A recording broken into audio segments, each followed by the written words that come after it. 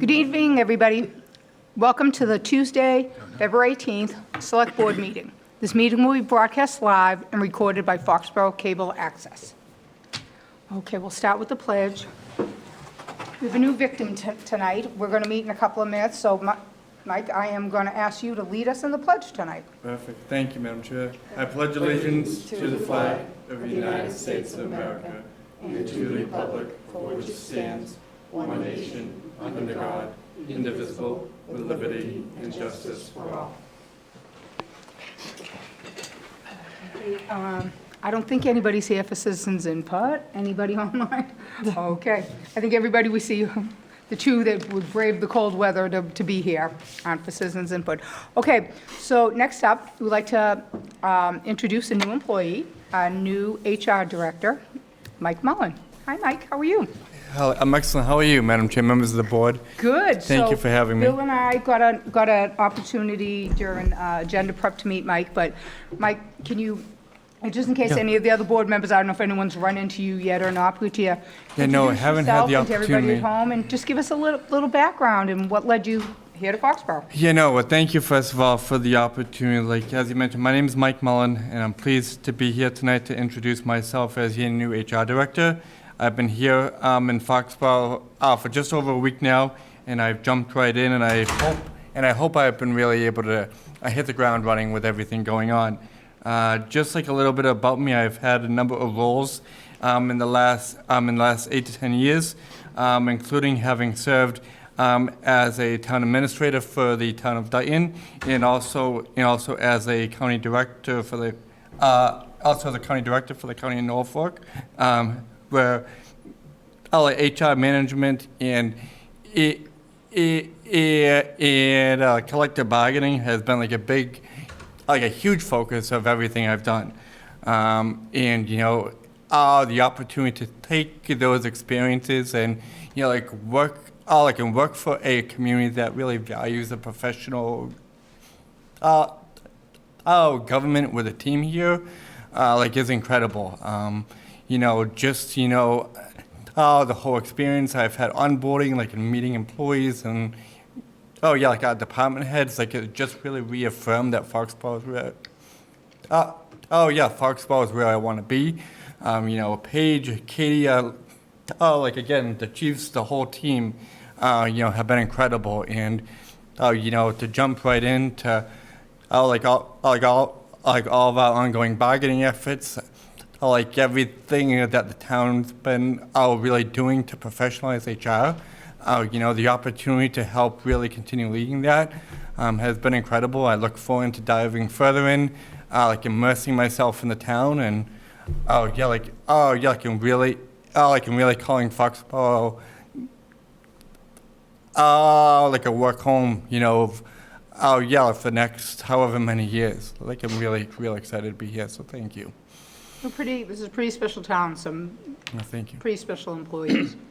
Agreed. Anybody have anything they want to ask Mike, or? Just a little bit about your collective bargaining experience. Yes. When I was working for Norfolk County, I was responsible for negotiating and working with the 3 bargaining units there, and I did that all through the COVID pandemic.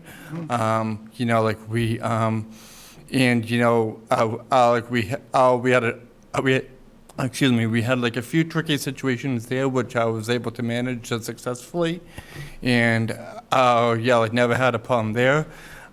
Working in the town, working for the town of Dayton, I negotiated twice. I came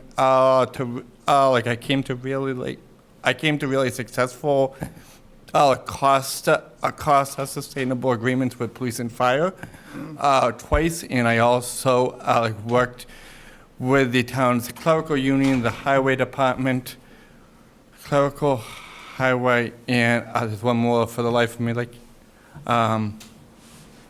clerical highway, there's one more, but yeah, we always had up-to-date current agreements that we're like informed by like fiscal forecasting, like, yeah, like in projecting out where we were, not only not only for the year we were talking about, but way into the future as well.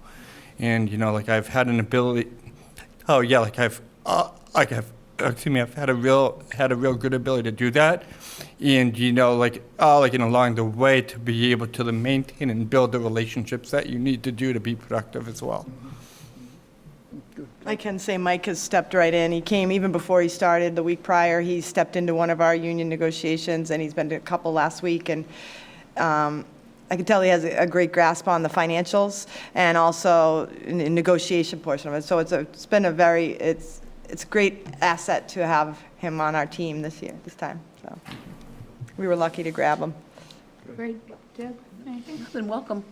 Thank you very much. Gentlemen? Look forward to working with you. Yeah, no, congratulations. Glad you picked a good town to I'm work with. for having me again. And Mike's going to be working with the Personnel Board on a few initiatives, so you'll probably be seeing him again in the near future. And also my review's coming up, so he's going to be managing that with you also. So you'll be seeing his face. So We look forward to it. thank you. No, I look forward to it as well. Thank you so Good. much. Thank you. Thanks for coming in, Mike. Thanks for having Welcome me. aboard. Thank you, Foxborough.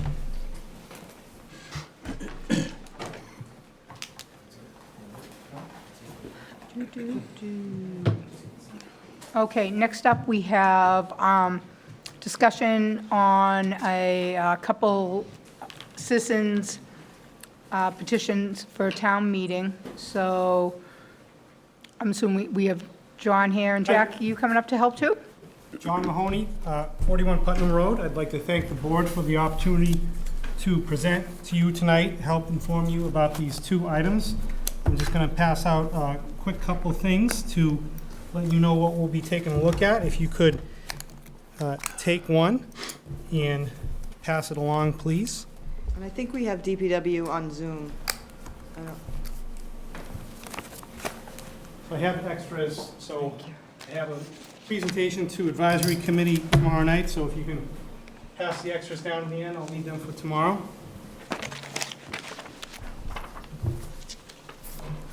So we have two citizen petition articles on this year for the town meeting.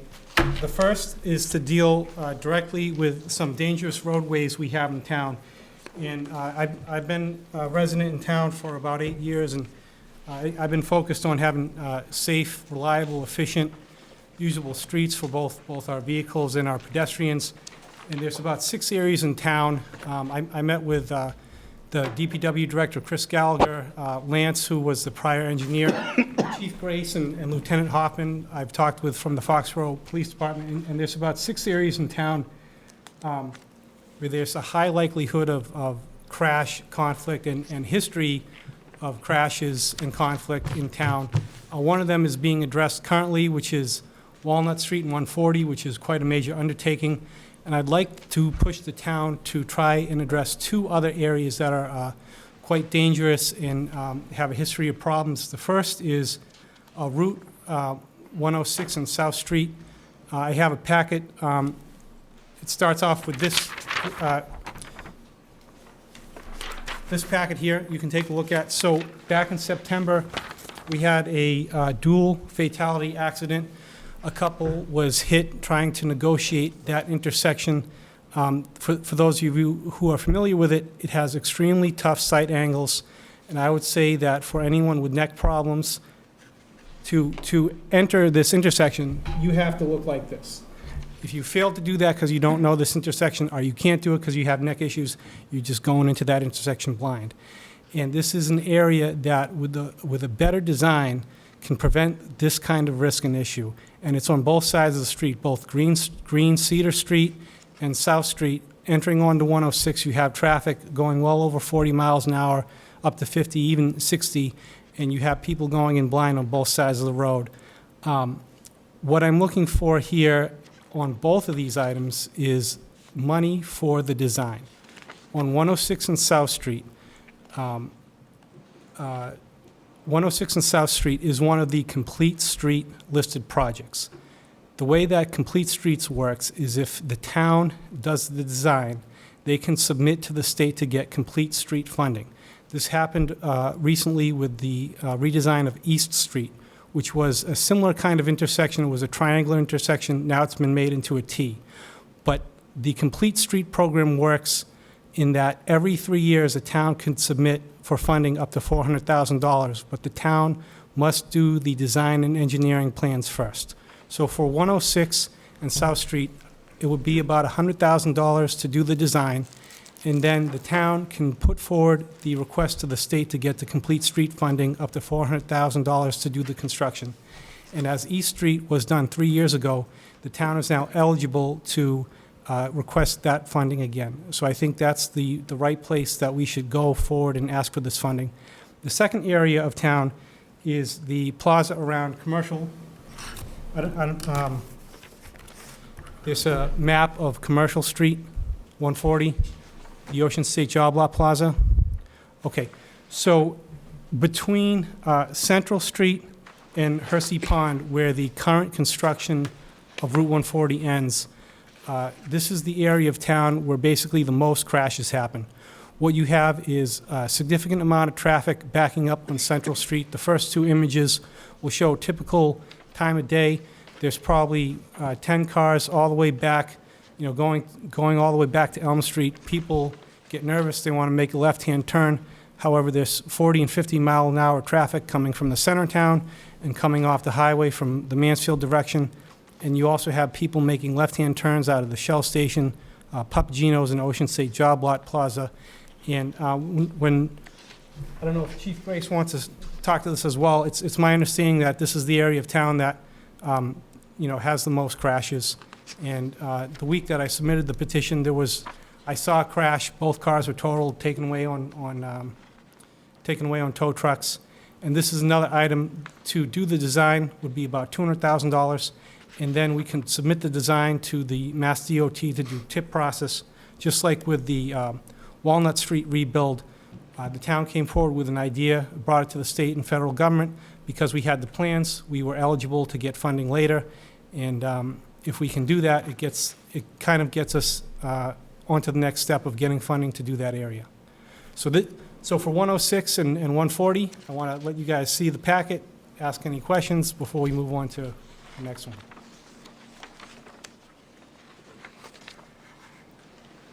If I can just put a dose of I'm not saying that these steps aren't necessary, particularly over to the Commercial Street one I'm talking about, because I'm the one who did all the grants to get it. And the only reason we got the grants was the housing. So to get on a tip, I mean, you're talking probably 15, 20, 25 years, especially that little stretch that doesn't have compelling. So just a reality check that the chances of us getting that state funded without some sort of trigger like 200 housing units is slim to none. And correct me if I'm wrong, Paige, wasn't there a study done by the state 7, 8 years ago from the center of town all the way to Norton, that whole 140 There was a Serpent stretch? study, yeah. And, certainly we brought up at the time, do you remember that survey too, Chief? I have read it. So you do remember it. And I know part of our input was Walnut Street at the time, and certainly Commercial and Central Street. And if you remember, state didn't think very highly that it was as important an area for change than others along that strip, if I could just be very succinct and to the point. And obviously, we thought the Commercial and Central Street, and even more so the Walnut Street, was very important to have the state looked at, and they didn't think it was a very high need, at the time. The fact that they didn't want to move forward 5 years ago doesn't mean they won't move forward today. We have to take it on a positive note and push for it. But my only concern on something like that... I'm not disagreeing No, with no. you that the past wasn't as you say. Right. My only concern is that's what they're going to look at, though. Yes. If we present it to them, they're going to look back and say, well, we already looked at this. Not that it doesn't need to... I would love to put a light on Commercial and Central Street. Yeah, sure. You can sit wherever you want, Chief. So it's nice that everybody agrees and everybody's on the same page. Obviously, the process and the funding are the big issue. So, and Chris, inject yourself whenever you feel. So we had a meeting last week with Mass DOT looking at the Commercial Street situation where we have 5 different points of egress along that Ocean State area. The state has now, first of all, they clearly said without a major economic project, any kind of mitigation to that roadway is not something that they were 100% receptive to jumping on. But the state has moved all of their accident reports online. Everybody can access this. So what they are doing is they're starting to compile their data. And this area now has moved up as a, Chris, if you could remember what they said, but it has moved up on the priority scale. Like what the town manager said, if it wasn't on that scale, you'd never see it. So the data is showing that the numbers are increasing. So we have a better shot at the TIP grant. This area, we all live in town, it's a mess, right? We got the Shell Station, we have the Ocean State Lodge, we got Papagino's, the angle of that road and the pitch, the line of sight, and then we have Central Street. So we have a lot of things going on there. Historically, we average about 39 accidents from Forbes Boulevard all the way down to Central Street a year. That's our number. Most of them are property damage, and there are somewhat injuries. This has been consistent for the last 3 years. There is a lot of hope that the Walnut Street intersection will finally give a pause or a break. We did ask, and Chris and I kind of called for a rather urgent meeting to say, hey, what can we do? When we saw the charter school build in a back entrance, we noticed that there was a stack up or a queuing in the middle of the road, and we had all the cars driving in the breakdown lane in front of the Shell Station. We tried to mitigate it with cones. We had signboards, no travel. So Mass Highway was very, very receptive. As soon as the weather breaks, to put this on the top of the list and remark all of that area with turning lanes so cars could stack appropriately and designate passing lanes, authorized passing lanes, not traveling in the breakdown lanes. So drivers wouldn't be confused, because sometimes some people adhere to the law and they wait. Maybe the car behind it waits, but 4 cars back has no patience, and now we end up with these collisions. Would they do the same thing at Commercial Street? Which they did, what they did for the charter school? Yeah. Yeah, so the goal is to take it all the way, because Mary Lou's is coming in too. So we just know that's gonna create, at the Shell Station, more vehicles. So the goal, and Chris can talk about as well, is to look prior to the Shell Station all the way and include that Central Street. So that way we at least have cars that are safe. Now, is it going to flow any faster? No, I think there's an issue. The volume count on that road is staggering, and the infrastructure doesn't support it. So it's going to be slow, and it's not going to speed up. It's not going to give people, we did ask if we could get a turning lane right down the middle. They were not receptive to that at all. Though it sounds very good, and you see it in different parts, they just didn't feel the signage, the design, and the driver. We don't see it a lot, and there could be a lot of confusion with it. They just weren't comfortable with that. So I think we're going to see some change down there very quickly as soon as the weather breaks. I tried to get them now. They said they absolutely not. Well, obviously not right now with the ice, but the cold. All in Florida. Yeah.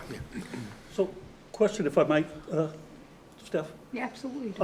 So on something like this, with potentially the state going to do a little something to help us, should we still look into a $200,000 study? This would be a design, so a study is, should we do it or not? A design is, here's the blueprints to do the construction. So study, design and engineering, construction. The study's done, this is the second step, which is, this is what it will look like when we build it. Can I ask you a question, Paige? When you did Walnut Street, what did it cost for the design on that, 200, the design, 200,000, just for the Walnut Street thing. So now we're talking an area, more than 200. I think we got a quote for 200 and we had to go over because we had to add but yes, so it was 200. but that's just for that Just for the section desi- there. Yeah. And now we're talking an area that's twice that size with commercial and then the A residential lot side. of, yeah, a lot of, So I'm not even comfortable with the $200,000 number. So that is the number that I discussed with Chris. That's the number I'm bringing is what Chris had suggested. If there's something different, Well, so I guess to Paige's original point, though, while I respect what you're doing Yeah. and the way you know, how you're trying to approach getting something fixed this way, I agree with Doc. I think if the state is going to do something on Central Street, we should see how that initially works before we jump all over saying that it's not going to work, okay? Because if it does work, then obviously we've accomplished something here. But the other side is I'm very nervous that we're doing stuff like this through a citizen's petition rather than through town strategic planning and design, and working with the DPW and the police department to determine where our most critical needs are and how we're going to address them. Because if we start doing this, this way, it's like then, I don't know why we have Chris in that gang, because it's like that's what their job is to determine how to best handle the resources they have. Now, they know they don't have, $5 million to play with. So that's part of the problem. And you're not solving that problem at all. Actually, you're taking part of the funding that they have away. So I'm concerned with, I agree with the safety concerns on both of these locations. I drive them both. But I'm not sure that this is the right way to attack this particular beast. And I especially feel that Central Street, if the state is willing to try something, because again, if they make that breakdown lane to go onto Central Street, and use the breakdown lane as a true passing lane, that will make a big difference, because right now, the chief is right. Half the time, people will do something, and half the time they won't. Yeah. And somebody else will do it. And then all of a sudden, that's when the accident happens. And they talked about narrowing, forcing people to slow Right, down. right. Oh, and making the them speed is not, aware. the speed is not 50, miles an hour in that area. No, it So- goes up to 50 quick, but it drops Yeah, around. right. Yeah. so Does it 40 stay at through there. the current speed when they finish this Walnut Street redesign and stuff? The speed limit's still going to be the same? You're right, you come off the road. it goes, It goes 40 miles the an top. hour all the way up to 100 Central Street, where the state road ends. So it goes from 50 to 40, and then it goes to 30, and then we hit 20 at Wall Street. So what I would suggest, Bill, is we agree there's areas in town that are deadly dangerous, and they have been for a long time, and they need to be addressed. And whether they're addressed through a citizen petition or an outward plan, if they're not addressed ever, we're 106 and South Street has been that way for how long? if I could just jump in on this one, because I think Chris might want to speak on this. After the accident that you provided pictures to, I mean, Chris did go into action and has retained. Chris, do you want to talk about TEC and kind of where we're at? Yeah, so, the two intersections we have, Commercial Street and Central Street is a Mass DOT-owned intersection. That one, We can't hear you that well. I don't know if it's on your side or our side. Turn it up. Maybe Mr. Beck will turn you up a little. all right. Try now. I think you're good. How about now? No. No. No. Still no? Nope. You're gonna have to yell. Okay, Well, listen. we can hear. All right. So the two intersections we're talking about, Commercial and Central Street, is Mass DOT owned. We've recently pushed them to make some changes through that stretch, like Chief was saying. Ideally, we would give them an opportunity to work on that and then continue to push them to make further improvements. They're hesitant without any change in that Ocean State Plaza to make any changes right away or to force any readjustments. Similar to what Shaw's Plaza just did in Sharon with all those traffic signals that everybody's scratching their head at. But they had Costco across the street, so they had a reason to push for that change over there.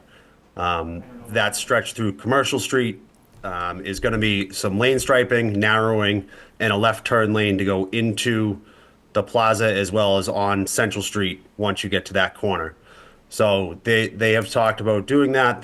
We should have a design from them for that striping plan within the next couple of weeks. At which point, as soon as the spring breaks, they'll go ahead and restripe that for us. South Street and 106 is a town-owned road, so that is under the select board's jurisdiction. It's a local roadway. DOT does not get involved.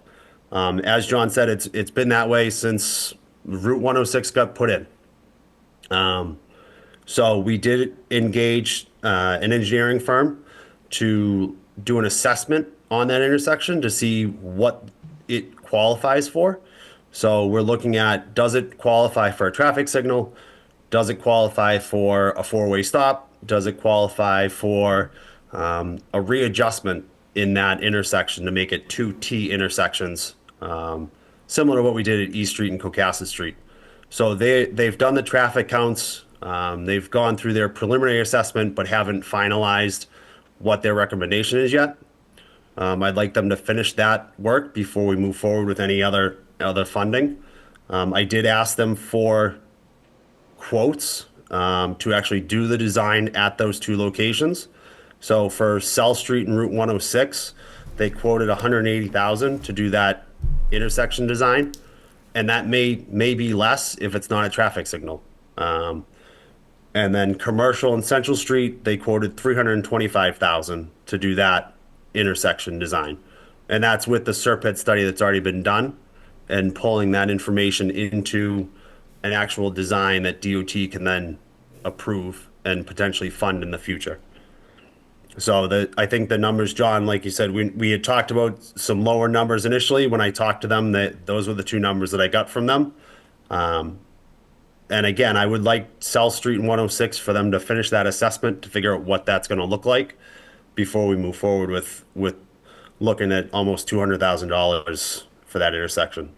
Okay, so this is new information, and as you know, the citizen petition is rigid, and I met with Chris, I believe, back in November. So what I'm thinking at this point is lay off on the commercial, wait till Chris has a better understanding from Tech about 106 and South Street, and likely go ahead on the town meeting floor for maybe $200,000 to do South and 106, so that we can get that in line for the complete street funding, similar to East Street. I think that intersection, it's deadly, it's got to get done. You know, we could do it a different way, but we could do it this way too. So I'm going to piggyback a little bit off of what Bill said. I don't disagree. I'm all for safety in our streets for people who are traveling them. I don't like, and again, my opinion, I don't like going to town meeting, like, you brought some stuff with the sidewalks, all good ideas. But we have a plan, and sidewalks are getting, someone came into the study. What I feel like is, when we bring something like this to town meeting, I mean, it all depends on who comes, who doesn't come, how they're gonna vote. If you wanna back off one now, but in fact, if you had brought them both forward based on, the numbers that Chris just gave us, we're talking over $500,000, John. And that's only just to do the design. That doesn't mean we're going to get it done. Is there a way for us, we all heard about this, accident, and I'm gonna go out on a limb. I don't travel this road all the time. Probably depends on what time of day you're traveling it. A lot of times when I'm traveling, I don't see anybody cutting across. I just, maybe I'm not going in peak times, morning, rush hour, later, when school lets out. I think that the points you're making are very valid. I don't like the way to get it done. Because what I feel like is if you go to town meeting, and it gets voted, if the people say that we're bringing dollar figures up, that locks us into it. If you did, I don't even know if we have 200,000. I mean, the budget is very, very tight this year, very tight. And I'm not saying it's not a good place to spend our money, but I don't think we could fund this. I think what might happen is then something's going. A salary of $200,000, to pay for this. So I guess my question is maybe to Chris and Paige, is there a way to work on this without actually bringing an Well, article I forward? think Chris has already said he is. Oh, He's got, okay. both projects have things that are happening on Okay. them, but he doesn't have the stuff back yet. Okay. So, So I can't hear him very well. So, but anyhow, but yet John and Jack still want to bring one of them forward instead of for 100,000, 200,000. So I guess I'm wondering, I mean, we can't stop you. I mean, you know, from bringing the petition forward. That's how it works. The board does take a vote on it, whether we support it or not. Yeah. That's just us. I'm just wondering, I just don't like the process. It's not what you're bringing forward. For me, it's the process. So I, as a town resident, want to see this intersection safer, and I believe with the right design and construction, it can be safer. So I don't care if I do it, or if Chris does it, or if you guys as the board do it. Yeah. But if we say we can't afford it, we're not going to do it this year, okay, if we can't afford it this year, free cash is at 8 million, which is at an all-time high. If we can't take 200,000 out of 8 million to try to get us eligible for more state funding later, we're never going to do it. And this, out of maybe 6 areas of town that are very dangerous, Yeah. we're going to just have those 6 areas of town be I'm going to dangerous respond now. I'm going forever. to go right to you. I guess what, so when I pull out of where I live Yeah. onto Cohasset, it's very dangerous. Yeah. You know, and you've got coming around the corner on Cohasset, the other way, there's bushes and stuff you can barely see. You really sometimes have to really edge out before, you know. So what would stop from the people in Summerfield, next town meeting to bring that forward? Elm Street's a horror show as well. I guess that's what I mean. I think it's a good project. Yeah. I just hate it being forced at a certain time. But my Yeah. opinion is this, my opinion is, Yeah. the DPW, every aspect of town were concerned with the budget.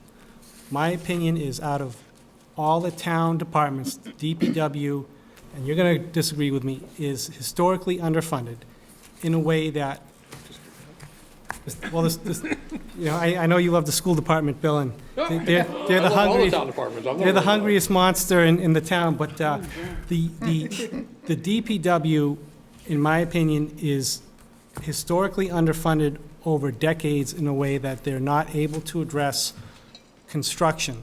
They can't keep up with maintenance. So if we have these areas of town that really need something to make them safer, whether it's a citizen petition or you as a board directing Paige to help the budget push those areas, they're not going to get done unless we put money to them in some way. And the areas of town I looked at are based on statistics, working with and meeting with the DPW, talking with Chief Grace and Lieutenant Hoffman, and having people actually die at these areas very recently. If we can get the design done, we can then move forward on the complete street funding as we did with East Street. So there is precedence there for us getting these monies later. I don't know how else to do it, but say the DPW needs a little bit more money. If you look at Cohasset Street sidewalk, it's beautiful. It came out very nicely done by the DPW, but that was the first new sidewalk built in town for 25 years. And so if the philosophy is, I agree with you, it's safe, but we can't afford it, we'll do it some other time, that's what's happened over the last 25 years. Since the 1990s, no new sidewalk anywhere in Foxborough. How else can you do it but say, okay, if we want this stuff, we got to fund it a little bit. A couple $100,000 is what is needed. One of the effects of this is we have a town budget that's dominated by large departments that have very focused needs, education, public safety. Who is it that is going to take responsibility for activities for the broader public need? In principle, it could be this board. But given that it's that these broad public needs, and I say the broad public needs, I've driven through that South Street 106 intersection for 50 years, and I've seen it get worse and worse. There are some times a year when you look back up on 106 and you're looking directly into the sun. There's no way that you can see a vehicle coming. We need to take action not only on the focused needs of the departments, which are real, I'm not saying otherwise, but there are activities for the general public good that somebody has to take the lead on. The select board hasn't been doing that, therefore you get citizens petitions. And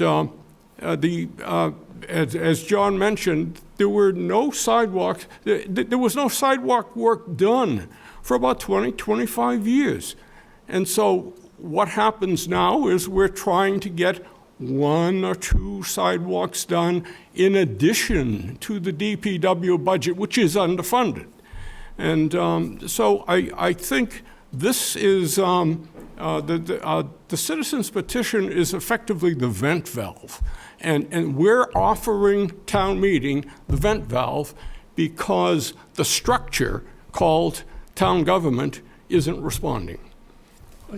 So I'm sorry, but I can't disagree with you more. You have 2 citizens input petitions that are coming before us, and we already have plans for both those petitions.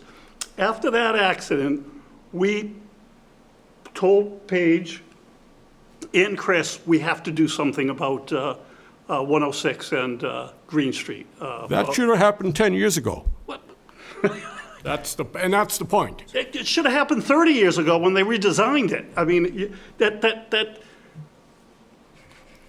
but it's being done. And these 2 citizen petitions are sort of like shutting the barn door after the horses have already left. We're already on it.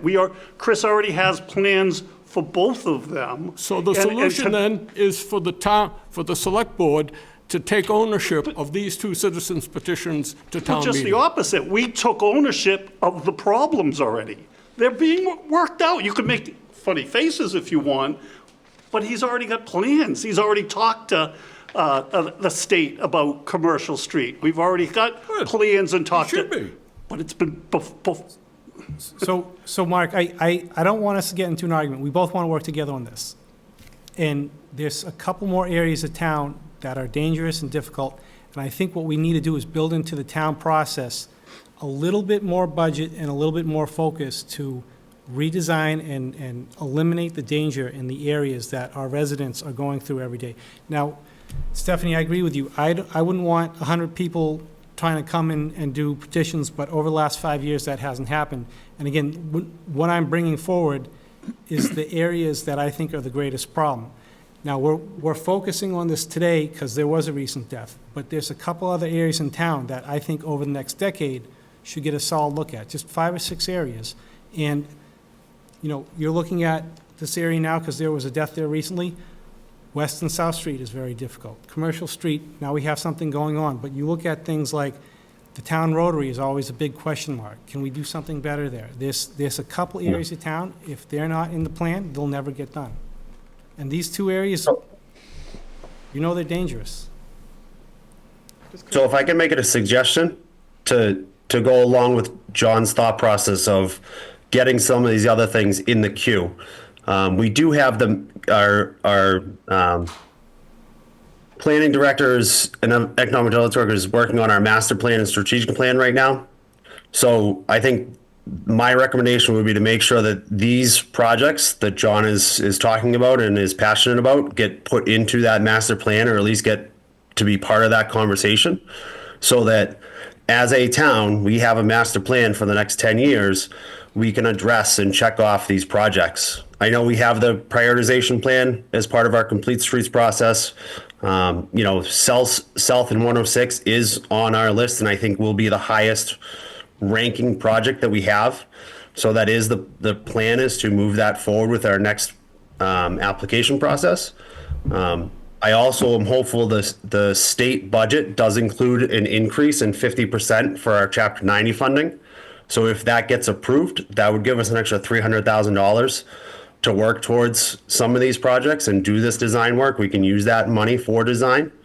So the town is increasing the amount of money that we're spending on these projects. And recently, an extra $350,000 in capital funding the last couple of years, and moving forward, the state fair share tax is added another $300,000 to our Chapter 90 allocation. So we are moving in the right direction.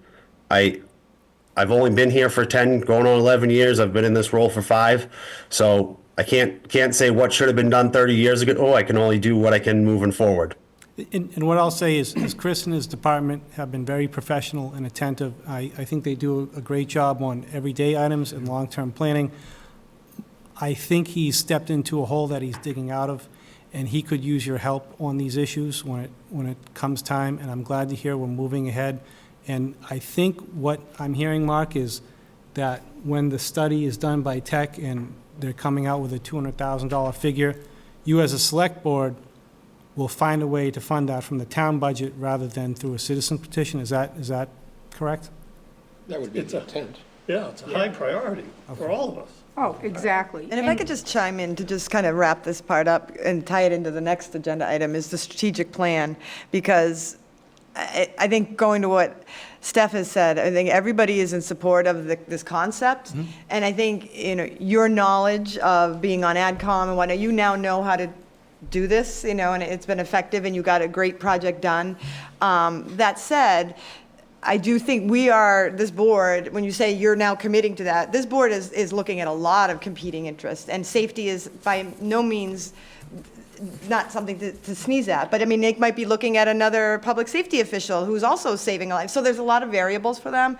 And I guess that my point is the strategic plan that we're going to be, the master plan Chris mentioned, and then the strategic plan that we're hoping to take on starting July 1 would help the community identify our priorities, because we do have so many competing interests, and most of them are financial. And if you put a survey out and says, do you support sidewalks? Do you want more sidewalks? I think most people are going to say yes. But if you rank, if you say, can you rank sidewalks, and you put up against some of the competing interests, I think that's when we'll start to see community priorities. So I think that's what you're sort of hearing the board say is, this is all great, but, and I hear your frustration with process, but I think there is a new group. We are moving, we are doing things. We have seen an increase in funding at, the TRC money and the dedication on the staff. So I think the process is moving, and you've been helping and you're advocating, but I think the person you're advocating for is telling you, well, we have X, Y, and Z going on, so I don't know. I think it's better done in a whole picture rather than these isolated pictures, because the town meeting doesn't see the whole picture. These folks do. And to hit off that page, I don't want anyone to think that I'm not for spending the money. Of course, and these are both great projects, but I guess, when I was on AdCom, Sean McCarthy, if he said the word stabilization fund once, he said it 100 times, right? So I agree that we have to get maybe a little more aggressive about getting some money put away. Mm-hmm. This is probably not going to come out how I want it to come out, but this has been 30 years. And I'm not saying we should have another death or another accident, okay? But I'm also thinking a little bit ahead. Hopefully, we talk about the OPEB being funded. I mean, it was 32 at one point. I don't know if we're still 32, but roughly, that never ends, because you always have people, new employees and new retirees and benefits. But I think the town as a whole, and I'm not saying that it has to be 7 years from now, but when we fund that, then the next thing that money is supposed to be used for is roads, and that falls under sidewalks, and I would guess projects of this sort would fall under that. And I'm not saying we're going to sit back for 7 years and wait for that to be funded and then hit that, but I think chipping away little by little, and I think Chris has a good plan, and our master plan will hopefully tie a lot of that in. I just hate that we come up with, this is the project for right now. And I know you've done studies, but like I said, even with the sidewalks, as soon as citizens petition comes up, The next year, you get another resident come up and say, we need our sidewalks done, we need this done. And that's my fear, that it just kind of snowballs, and people think that's the way. I like what you're bringing to us. My I just approach hope isn't, I want my neighborhood redone, it's what are the areas of town that I Yeah. think. Oh, yeah, I'm not saying you're bringing up, but that's how people react to that. Oh, well, my side, I mean, listen, I never made a complaint, but all of a sudden, how good did it look to see down Cocasset Street? Because, that's where I live, down that end of town, and as I would come out and take a right to head uptown, I see people walking their dogs, they're half on the street, half on, and so, yeah, that a project like that got done, I can't say honestly that I say, oh my God, look how wonderful that looks now, and people are more safe, so it's all good stuff. I want to head down this way, because I've been yakking a lot, and I'm sure you have something to say, Dennis and Deb, so, I'm sure I do. yeah. So it's great to bring this here. I mean, it reminds me of a lot of the sidewalk discussion. It started here, then we brought it to town meeting, and there was a whole lot of discussion. Maybe something came out of that, but, the absence of an overall plan that was prioritized, I think, handicapped us in terms of how far we went with the sidewalks, and probably is still handicapping us in terms of, what's the best way to address what is obviously, a town-wide problem with sidewalks, and where do you get the funding? This smacks of kind of the same thing on steroids. It's even more complicated, and it'll be a lot for people to digest at town meeting, because, we're talking about a couple of spots here, and somebody said there's 4 or 5 spots. And of these, out of the 4 or 5, are these the most important 2 spots? I, for one, need more information, I drive those roads all the time. And that's a disaster waiting to happen, particularly when you're going down, 140, Commercial Street, Central Street, coming in. You come out of Central Street and you take a right and you can't see people coming on the left. I mean, pick your poison, really, in terms of any turns you make in that particular area. So it's definitely an issue that needs to be addressed. I think we just need more information. We need more prioritization. We need to be more thoughtful about where the dollars come from. I think it's headed in the right direction. You always do great work. It's headed in the right direction, but I think we need a lot more. I speak for myself. Need a lot more information to really bring a coherent package to town meeting, so we don't end up with the same kind of dialogue we had around the sidewalks. And I think the starting point here is better than we were with the sidewalk conversation, because it seems like, you did your homework, you learned, and now it's like, let's make sure we tee this up the right way so people understand it, and people, can realize the vision here of what we're trying to accomplish, and are willing to spend precious capital, which is true. So the other item, Just one more quick thing, and that's, just to come full circle, your 4 or 5 things. One thing that came out of the sidewalks was that there was a plan, discussion last year. There is a plan, and I think with your projects going forward, there's no doubt in my mind, Paige is probably writing down as part of the long-term goals of this community, that's going to be a part of it. thank you. Yeah. Deb? I agree with everything that's been said before me. My thoughts are that I'm uncomfortable with it being a citizen's input, a citizen's petition, and would like to see the process that's developed followed. The projects are necessary, and I have faith that they will get done in a timely manner within the parameters of the proper process. Thank you, Debbie. Yeah, I think one last thing that I want to add is, not to throw anybody under the bus, but I think as a town, we've learned that some of our buildings weren't taken care of the way they should have been, and that led us into having to, build new. And I think the one thing we learned is that I'm using it to compare it, that the town in general is learning how to keep things up so we don't all of a sudden say, oh, we need a whole new with the sidewalks. And I remember when on AdCom, the first year I had DPW and water and sewer, and Roger was still the DPW director. And I remember we walked in and he said, we have 17 miles. Do you remember this conversation, Chris? 17 miles of pipes and that need to be replaced and worked on. And I remember thinking, like, 17 miles, that's a lot.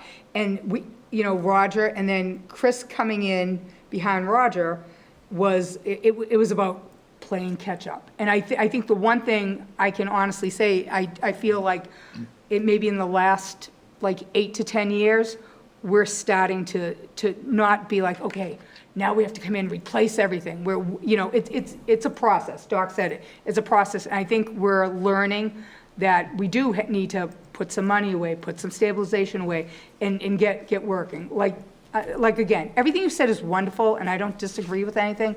It's just wondering if there's a better process to get it done. That's all. That's all for me. You guys have anything else? All right, let's head on.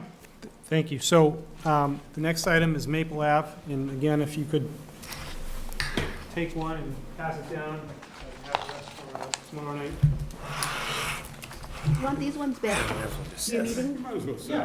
And, you know, we've covered a lot of the philosophy, and the discussion tonight, of course, was pretty in-depth. And I certainly learned a lot, and I think we all learned a lot about what we're doing in town. And when I put these together back in October, November, there was a lot of information and actually planning and resources that weren't put together yet.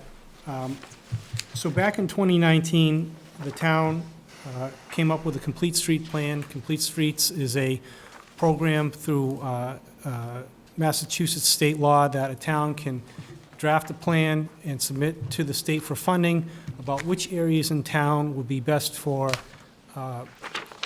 replacement, redesign of sidewalk, replacement, redesign of certain intersections, and also bike infrastructure. And the town of Foxborough has about 40 projects. The estimate on the project to do all of them in 2019 dollars was $10 million. And Chris has been making very good progress in doing a number of these various projects. East Street, we received, I believe, $400,000 from the state to redo. And Chris has been working on a number of the projects, mostly maintenance, replacement of existing surfaces. Also at town meeting a few years ago, we funded the Cocasset Street new sidewalk. And out of these projects, number 1 and number 3 are done. Various other projects are done. Number 2 is Maple Ave. And Maple Ave connects Mechanic and Cocasset Street. It's downtown. It's an area that is next to schools, the YMCA, the center of town.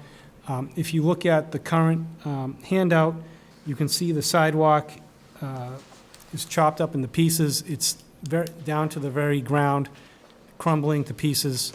And based on it being number 2 on the Complete Street Plan, based on the dilapidated construction, and based on its centralness to both schools, center of town, businesses, YMCA, I thought this is the project that the town should have on its radar if there is additional funding available from free cash to put towards a one-time infrastructure program. I think this is the one that's appropriate. And I don't live in this area of town, so it's not, I want this for my neighborhood. I think this is the best one for, you know, people going back and forth between important destinations in the town.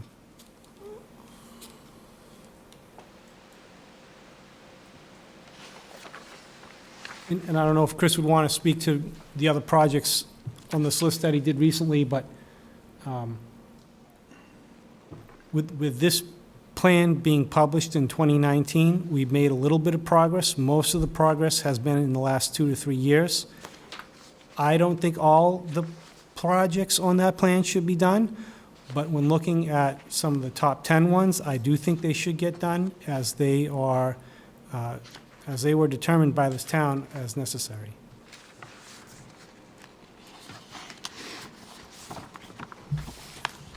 You know, since I'm at the table here, you know, and by the way, I avoided Maple Ave when I was a kid on my 3-speed because it was too steep, so I'd always cut through.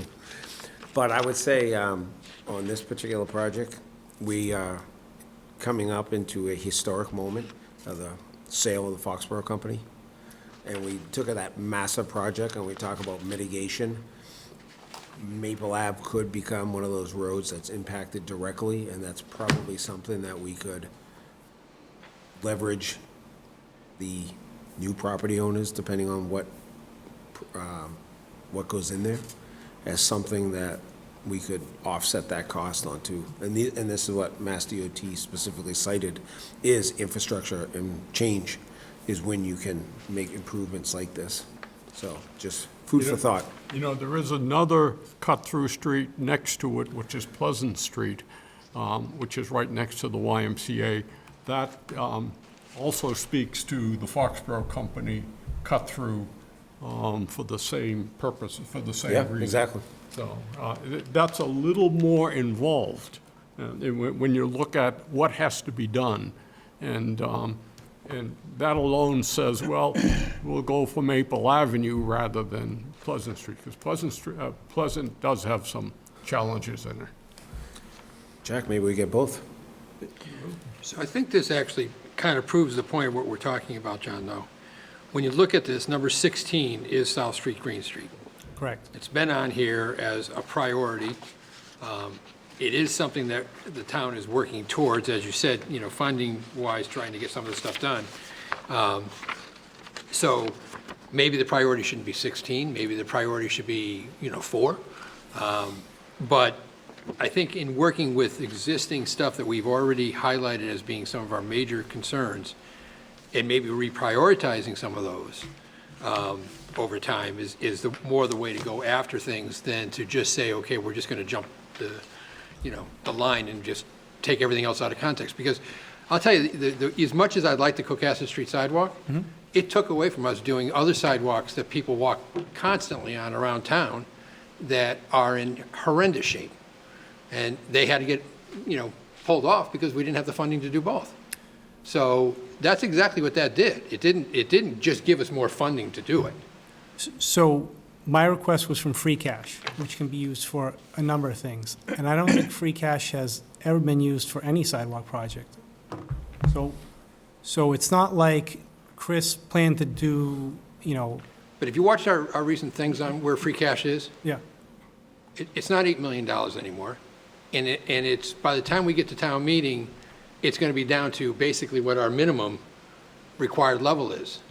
So it's not like that's, is a never, ending, fund to use. We've been talking about it all year as far as what's happening to it already that won't exist. So while I agree 200 out of 8 million sounds like nothing, there were so many big projects that have been waiting, and that's what we're putting in towards, so. And I think the important thing tonight, Bill, is that we all agree that there was a deficit in this kind of infrastructure maintenance and expansion, and it's good to see, and Mark, it's good to see you pointed out as well, the town's working on this. But I'd like the town to commit to this to the long term, Oh, I think it has to be a long term. Yeah. I think we all agree it has to be a Yeah. long-term commitment. So None of us disagree with that, John. what I think, taking the temperature of the room, 140, there's things happening, and we should wait and see how it's going to go with the state. Maple, I think you guys are concerned with the budget, but I think the big thing that I'm going to ask you to commit to is funding the 180 or 200,000 for 106 and South Street, because that is a very, and I know, Stephanie, you're not familiar with it, but it's bad. It's very bad there. And But I still want to see what Chris's thing Yeah. comes back with. Because they could come back with a plan that basically we don't need to develop something else on, that they could actually just do.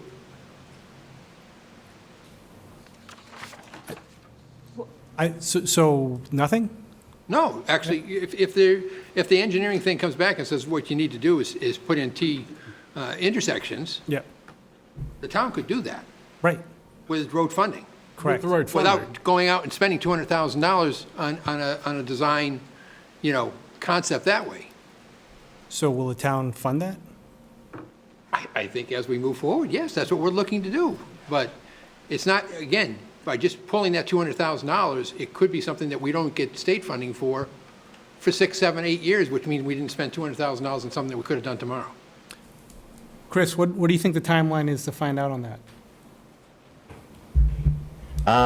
It's probably another 6 to 8 weeks before I have that final assessment from TEC on that intersection. Well, and also, John, again, and I'm going to say this right up front, I don't mean any disrespect, because you two gentlemen are two gentlemen that I do respect, and I do respect the time I spent on AdCom with you, which wasn't a long time, because then I jumped here. But when you do this, right, so you're coming forward and you want to say what the priority project is. And that should be here with Chris. And then, if we want to talk about, funding at some point, and I still feel that request should come from Chris.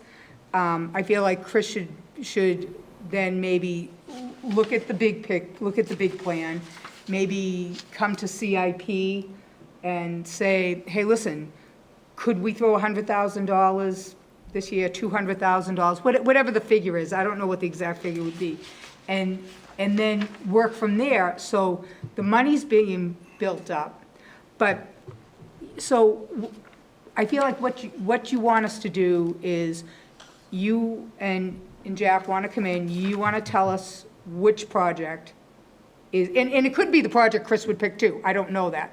But I feel like we have citizens telling us what project, and, like you said, I still want this one.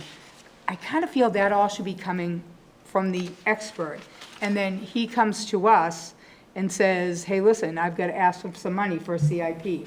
Or, like this has been prioritized, but we're gonna skip how it is, and we're you guys are gonna come in, bring before us, and then we're gonna have a room full of people at town meeting vote, because they just feel like, oh, yeah, and I hate to say it, but using emotion. I don't know if the 106 is the priority. I don't know if that's the number one priority, but you're going to get people from that end of town, and I wouldn't blame them, okay? People from that end of town, the people who travel it, the emotion of losing lives, that'll all interplay, but I feel like these decisions are supposed to come from the DPW director and then brought to us. Does anybody feel the same Well, no, way? I think the way I more look at it, like, if John and Jack really are concerned about this, they should be working with Chris Yeah. as the overall priority. I mean, Chris doesn't Yeah. have to sit there as an island. Yeah. And just like we're not an island. Yeah. But your input to them and support of them at town meeting on these type of priorities. Yeah. I mean, being involved with the DPW as far as what the priority list and stuff is, I think it's the right way to go, but not to jump the list. The decisions on how much to allocate to the DPW are made long before town meeting. So supporting him at town meeting doesn't help. Those decisions were made. Yeah, but I think But here's, that would be Chris Requesting. putting Well, I his think- request in, and then bringing it to CIP and saying, hey, listen, we've got what's going on at 106 was horrendous, and I'd like to jump on that. Him kind of using the prioritizing, and then, but I do agree, we should maybe start putting some money aside. So even if it's just saying that it's not this year that we're going to, maybe it's next year, but I agree it's a problem, and I commend you for all of this, but I just don't know, like I said, for me, it's the process, and I think we're jumping the person that probably knows the most in what he wants to get done and when he wants to get done.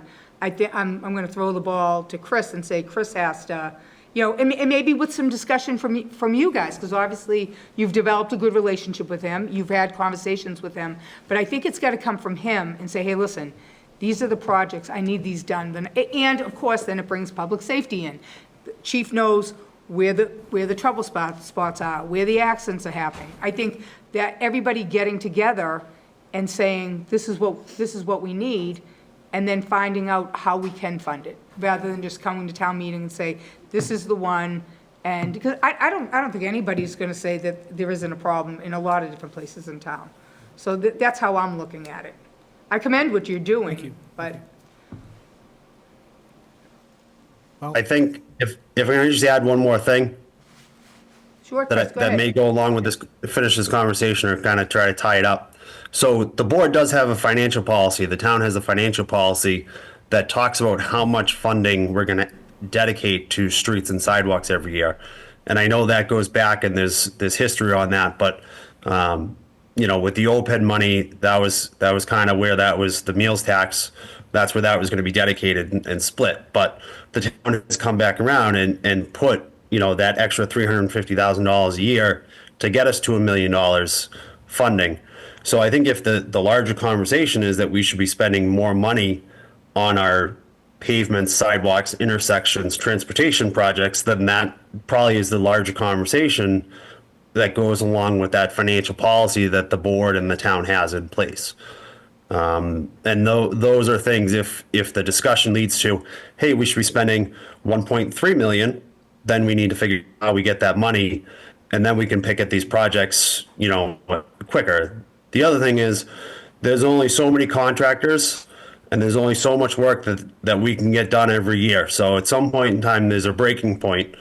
And we saw it this past year where we were hoping to get the sidewalk on South Street done too, and we just ran out of time with the contractor that we have under contract to do that sidewalk work. So that's, you know, set up for the first thing in the spring, which is good. It's still the same fiscal year. And then something like Maple Ave, it's a small project. You know, that replacing that sidewalk's probably $75,000. That's something that can fit into our, you know, fiscal year plan to do sidewalk work. Although I like Chief Grace's idea of putting it on whoever buys the Foxborough company property on Neponset and making them pay for it.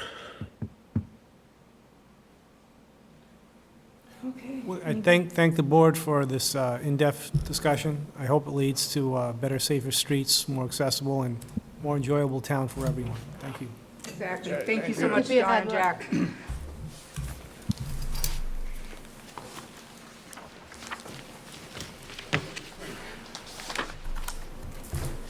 Sorry, I'm logged out. Strategic planning. Good dog. Awesome. Want me to go Okay, ahead? next up, strategic planning. Let's So you have go in there. on your board docs, or I know it's called community, I updated the memo about the strategic plan, and I threw a few things down, a possible name, just going crazy here. Vision 2030, Foxborough's future. That's just, you know, I'm just throwing these ideas out there, but not something that to be decided. I think the committee would decide that. Yeah, So thank you. from the proposed strategic planning committee composition, here's what I'm recommending. I'm recommending a select board representative, an advisory committee representative, and a school committee representative, 2 business owners, 2 residents at large, and then I would be ex officio and the finance director would be ex officio. Throwing those out there, not set in stone, willing to discuss, just curious, your thoughts, if that's a good, I'm trying to, as we discussed at the last meeting, it would be so great to find a way to kind of reach outside the usual suspects. Not that we don't love our usual suspects, but we know they're going to participate. I would love to get to that outer core where people we don't usually hear from, who don't really feel like they have a say, at least to touch them a bit. So the residents at large and the business owners are kind of an attempt to get someone from outside of government to represent sort of the non-governmental agencies. Open for discussion, if anybody has any thoughts. I know, Dennis, you've done a few strategic plans. Well, I have some, you know, thoughts locally. I've done a lot of strategic plans, but the only thing that jumps out at me is we have a couple of very gifted department directors that are really big picture thinkers, particularly in the area of strategic planning, and that's in the public safety area, you know, the police chief and the fire chief. So one of them, both of them, I don't know, but I think that they would add a lot to the process because they've been doing some semblance of strategic planning in their own departments for a while, whether it's accreditation or, you know, actually going through a strategic planning process, I think in the police department. Yeah, they did. Yeah, so just would throw that out. I think it sends a good message, too. Would you say adding another body, would you want to go up to 9 voting members? Like, so add either one of the chiefs maybe, and then maybe try to find one more to make it an uneven number? No, I would add both of them. Add both of them? Or- Yeah, or That they might be they could be overkill. ex officio too. Well, no, so you'd have 4 that are not interrelated and 5 that are interrelated, plus the 2 ex officios. Do you think, though, I feel like police and fire chiefs, I feel like that's redundant. I mean, I feel like if you were going to grab one of the chiefs, and then maybe, I don't even know, I'm trying to think of who else, what other expertise at the table would benefit from a strategic planning perspective. Because I think there's a lot of overlap with the 2 chiefs. Well, then Chris would be Chris the would be a next- good choice. Yeah. And that's pretty much what we were talking, you know, what we were telling John and Jack, that with the strategic plan coming up, that this would be a good opportunity to make sure we're covering that, so. I think that's a So good talk to the catch. 2 chiefs and see which one's more interested. I think it's going to be who gets the short straw. Yeah.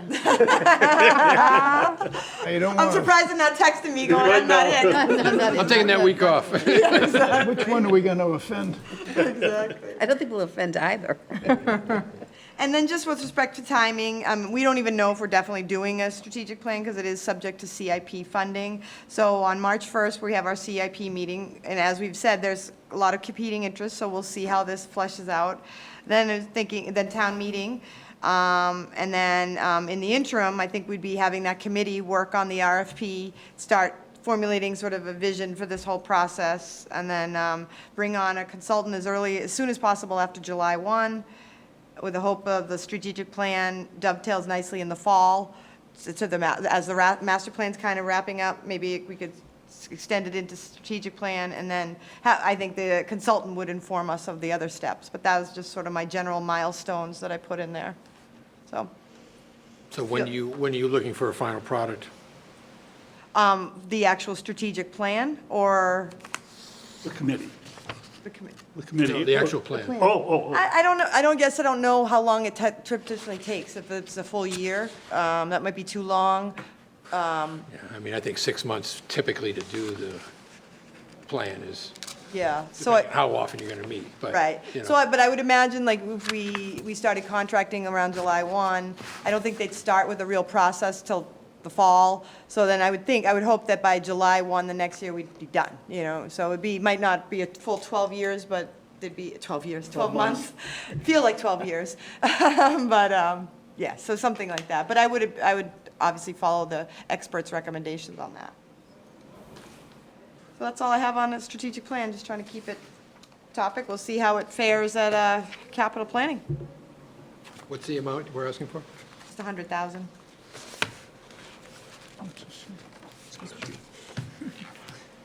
Okay. Sounds good to me. Anybody else, any other questions for Paige? Comments, anything? Go right into my report. Sounds like you have a very good strategic plan for the strategic plan. Very strategic. So the annual town meeting warrant has closed. Katie, where are we at articles? It's changing by the moment. Excuse me, 36? 36, okay. And we're just continuing with our AdComs meetings. The J.C.'s Spring Craft and Vendor Fair has been scheduled for May 3rd on the Common. We had another concert announcement for June 21st. Who was that? That was George Strait and Chris Stapleton. Yeah. And then we had the weekend, June 10th to 11th. Right now, there's 9 concerts scheduled for the summer. We did get an email from the state last week telling us that they're closing the Comfort Inn as an emergency assisted shelter by Sunday, August 31st. So stay tuned for more on that. But we did get that email.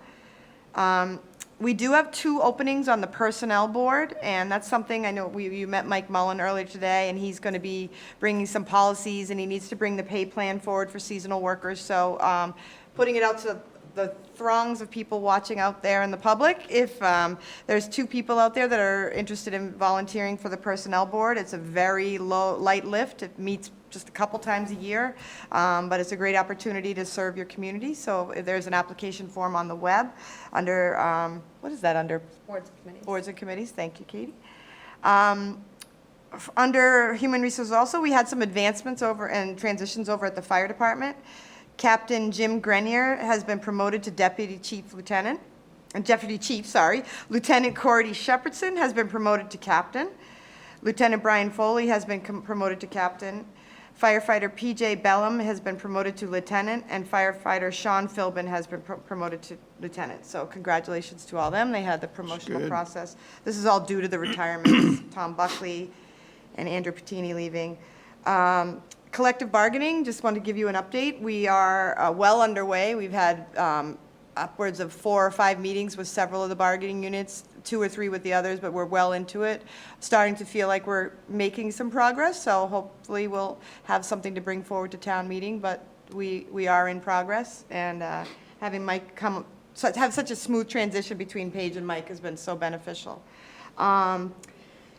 Lastly, I did go to the Norfolk County Retirement Board today. I think I mentioned to you before that that they are looking at their assessments. Our assessment, we're okay for this year. Next year is a big jump. What they've decided to do is they're going to do new valuations, and we probably won't know until next fall what our hit is going to be. Worst case scenario is what we already know, but if the board does vote to smooth out those big jumps, then it might be less, but we don't think it'll be worse. So we're planning for the worst, hoping for the best. Yes.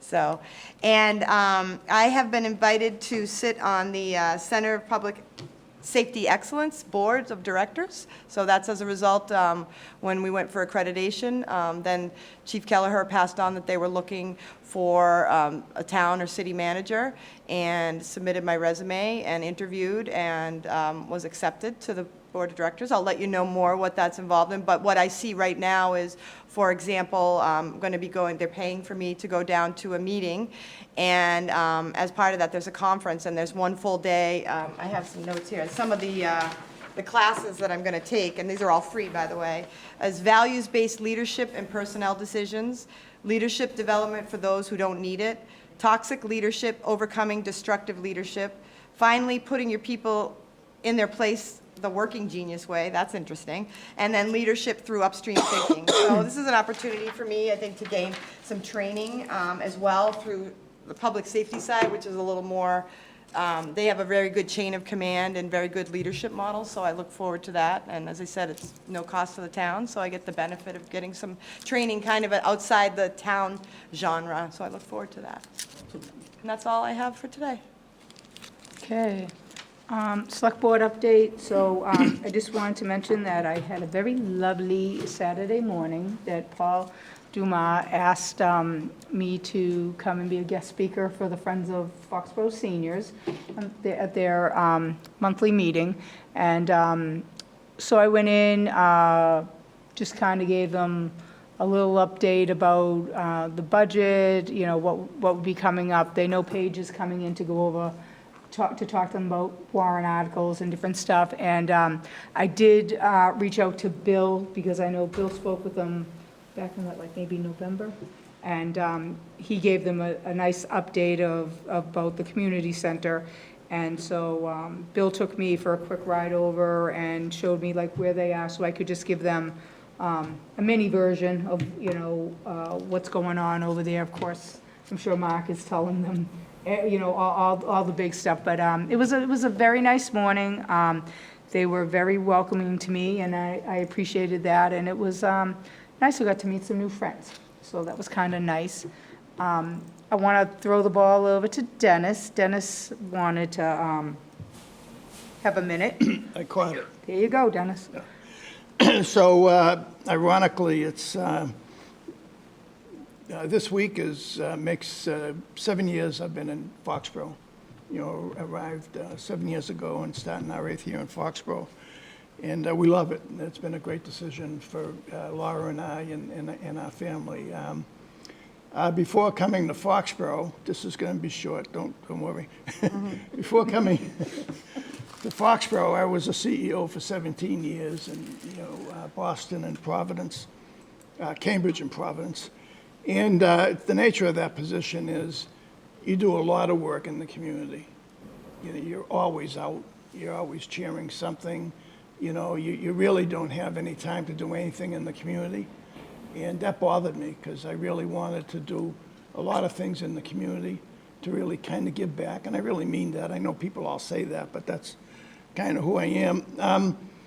So it was an opportunity to come here, and I didn't fully retire, but it was an opportunity to come here and do something for this community, and I loved it. So, and I still love it. And so I started out with the advisory committee, did my 3 years at the advisory committee, got to know Stephanie on the advisory committee. We worked together a little bit, and got to know Paige on the advisory committee, because you seemed like you were always in front of us as the planner.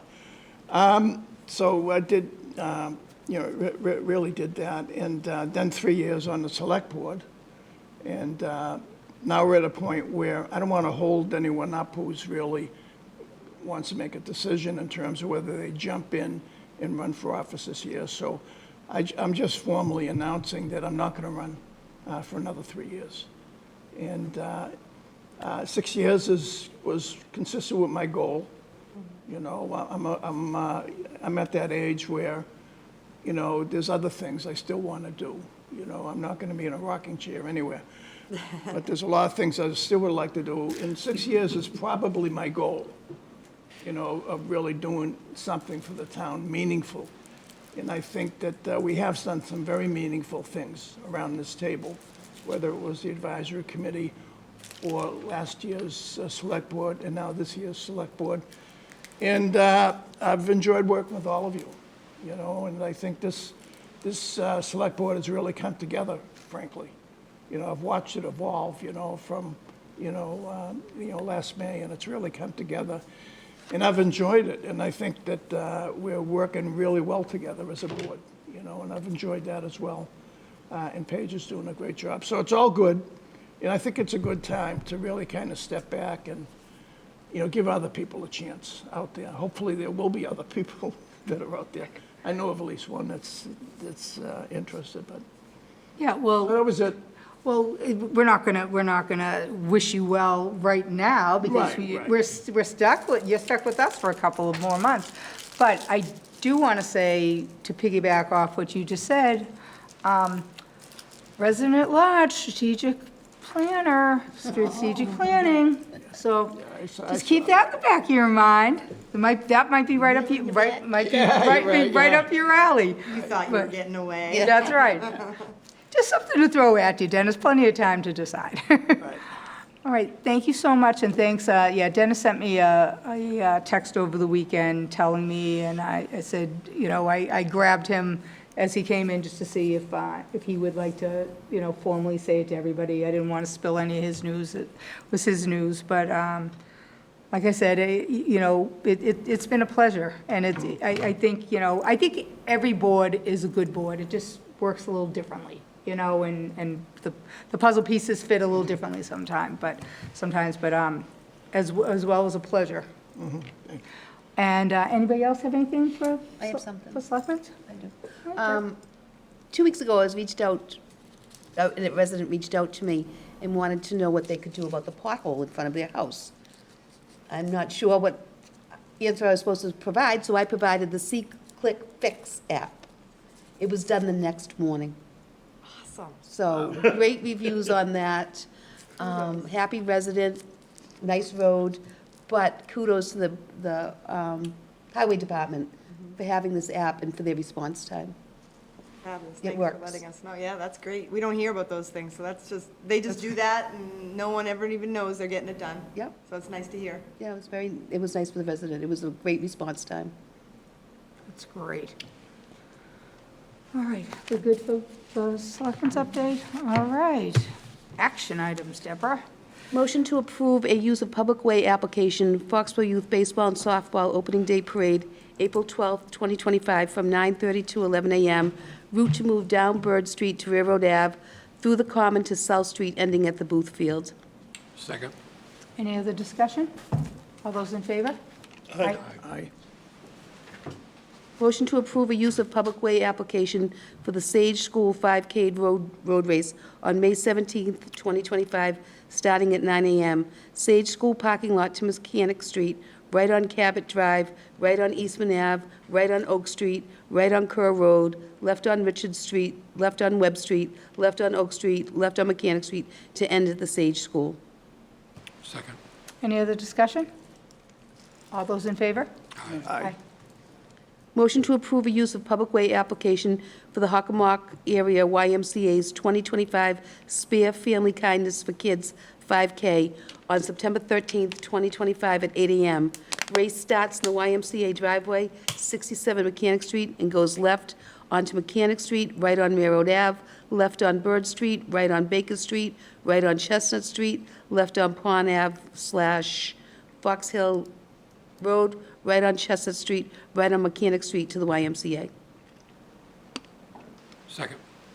On discussion, just to let everybody know at home, by the time this gets to us as an application, it's already been vetted, just so everybody knows. We're not just saying, okay, all this, public safety knows, so just a FYI. Any other discussion? All those in favor? Aye. Motion to appoint Francis Slattery to the Historic District Commission for a term to end 5/31/2028. Second. Any other discussion? All those in favor? Aye. Motion to approve Select Board meeting minutes from February 4th, 2025. Second. Any other discussion? All those in favor? Aye. Come on, the easy one. What? Oh, motion to adjourn. Second. Any discussion? All those in favor? Aye. Good night, everybody. Thank you.